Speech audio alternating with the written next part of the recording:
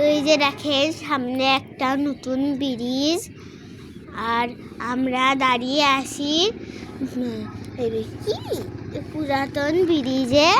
এই ব্রিজটার নাম ধুপাখাতা ব্রিজ। তা আপনারা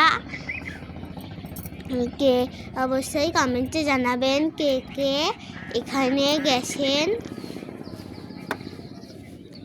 জায়গাটা কিন্তু খুবই সুন্দর, আর ব্রিজটাও অনেক বড়। এটা ব্রিটিশ আমলের ব্রিজ। সামনেরটা নতুন ব্রিজ বলেই তো দিলাম, পাশেরটা।